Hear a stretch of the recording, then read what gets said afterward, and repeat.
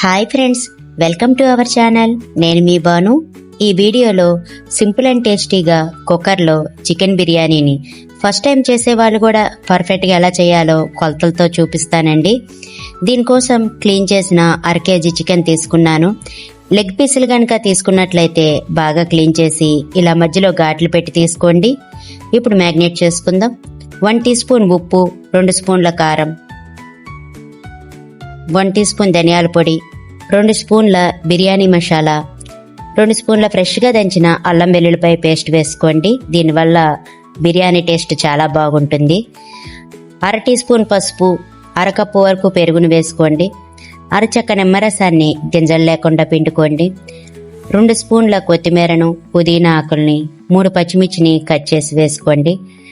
పచ్చిమిర్చి వేసిన video clip miss అయిపోయిందండి.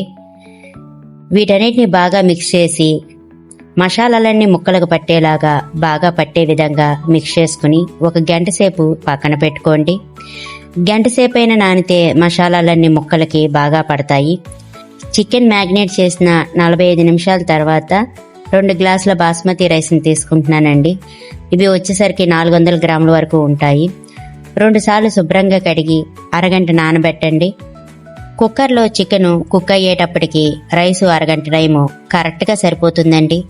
గంట తర్వాత స్టవ్ ఆన్ చేసి కుక్కర్ పెట్టుకుని కుక్కర్లో 3 స్పూన్ల నెయ్యిని, 2 టేబుల్ స్పూన్ల ఆయిల్ని వేసుకోండి. 2 బిర్యానీ ఆకుల్ని, 3 యాలకుల్ని ఓపెన్ చేసి వేసుకోండి. ఫ్లేవర్ బాగా వస్తుంది. 3 దాల్చిన చెక్క ముక్కలు, 6 లవంగాలు, 2 మరాఠీ ముక్క, బిర్యానీ పువ్వు, 10 మిరియాలు వేసి ఫ్రై చేయండి. పెద్ద సైజు ఉల్లిపాయని సన్నగా పొడవుగా కట్ చేసిన ముక్కలు వేసి గోల్డెన్ కలర్ వచ్చే వరకు ఫ్రై చేయండి.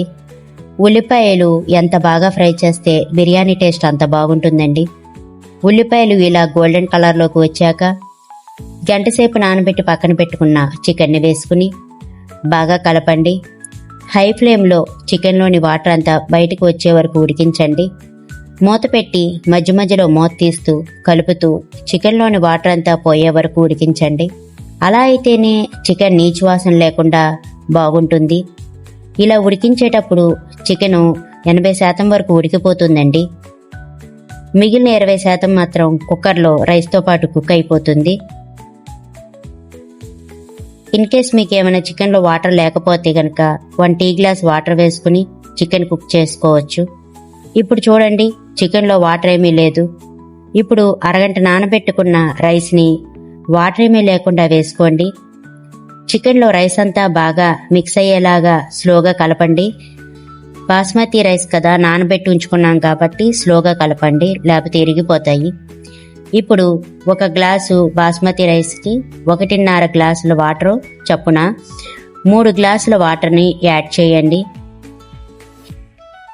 కొంచెం కొత్తిమీర, పుదీనా ఆకుల్ని వేసి ఇప్పుడు మన టేస్ట్కి తగినంత ఉప్పుని వేసుకోండి. 2.5 స్పూన్ల వరకు ఉప్పు పడుతుందండి. మనం ముందుగానే చికెన్ మ్యాగ్నేట్ చేసినప్పుడు 1 టీ స్పూన్ ఉప్పు వేసాం కాబట్టి 1.5 ఉప్పు వేస్తున్నాను. మీరు మీ టేస్ట్కి తగినంత ఉప్పుని చూసి వేసుకోండి.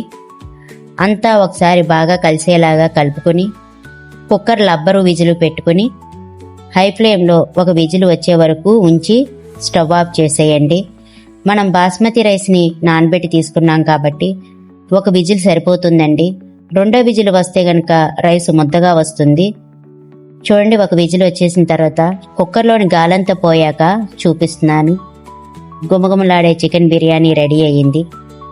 ఈ బిర్యానీని పెరుగు రైతాతో కానీ బిర్యానీ గ్రేవీతో తింటే కడుపు నిండా తినేయచ్చు.